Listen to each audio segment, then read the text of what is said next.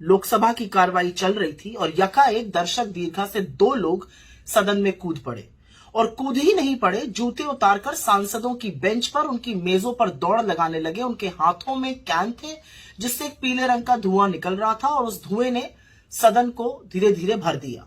सांसदों ने सूझबूझ दिखाते हुए, जिसमें से प्रमुख तौर पर कांग्रेस के सांसद थे, गुरजीत सिंह औजला थे, लोगों ने उन लोगों को जकड़ लिया, उनको धर दबोचा। उस माहौल में भी, उस कौतूहल में भी राहुल गांधी जी सदन में मौजूद थे। वो तटस्थ खड़े रहे, शांत रहे और विचलित नहीं दिखे। तो वो जब डरो मत कहते हैं तो वो कहते ही नहीं है, करके भी दिखाते हैं। लेकिन बहुत सारे सवाल इस भारी चूक से उठ खड़े हुए हैं। इतनी बड़ी सुरक्षा की चूक हो कैसे सकती है? कैसे लोगों को वो कैन अंदर लाने की अनुमति मिली? सदन में तो आप फोन तक लेकर नहीं जा सकते दर्शक दीर्घा में, तो कैन लेकर ये लोग कैसे अंदर आ गए? और सबसे पते की बात यह है कि आज से ठीक 22 साल पहले 13 दिसंबर के दिन इस देश के संसद पर आतंकी हमला हुआ था और हर दल के सांसद ने आज उन वीर सपूतों को अपनी श्रद्धांजलि दी जिन्होंने अपनी जान की परवाह किए बिना इस देश के संसद की रक्षा की थी। आज तो पूरे देश में रेड अलर्ट लगा हुआ है। आज तो सुरक्षा के जो बंदोबस्त थे वो और पुख्ता होने चाहिए थे। तो बजाय पुख्ता होने के 2 लड़के देश के सदन में घुसकर आतंक फैला रहे हैं, अराजकता कर रहे हैं। किसकी जिम्मेदारी है?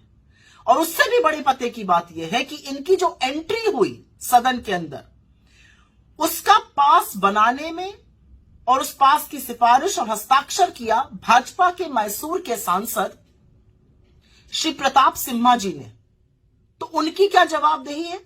क्या वो जानते थे ये लोग कौन है? क्या वो बिना जाने साइन कर रहे थे? क्या वो जानते थे कि ये लोग अराजकता फैलाना चाहते? क्योंकि इतनी बड़ी सुरक्षा में चूक ऐसे ही नहीं हो जाती है। उनकी क्या जिम्मेदारी तय होगी?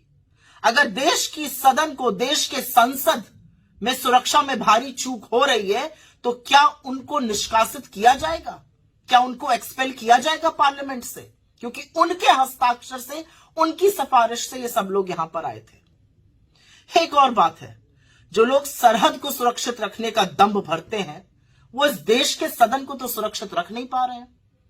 और इसीलिए मैं पूछना चाहती हूं, अमित शाह जी का बयान कहां है? कहां है मोदी जी? और कुछ क्यों नहीं बोल रहे हैं आज इतनी बड़ी सुरक्षा की भारी चूक में? उसके बाद एक और नजारा देखने को मिला। कुछ लोगों ने अराजकता अंदर करी थी, कुछ 2 लोगों ने अराजकता बाहर करी थी। उनके हाथ में भी इस तरह के स्मोक बॉम्ब थे। उसको एक पत्रकार ने पकड़ लिया और फिर पत्रकारों का झुंड जो था वो एक दूसरे से जब तुम जुत्था लड़ने लगा कि ये उनको दिखाया जाए। पर ये तो एक साक्ष्य है सुरक्षा ब्रीच का। It is an evidence for the security breach. तो ये कैसे लोगों के हाथ में है?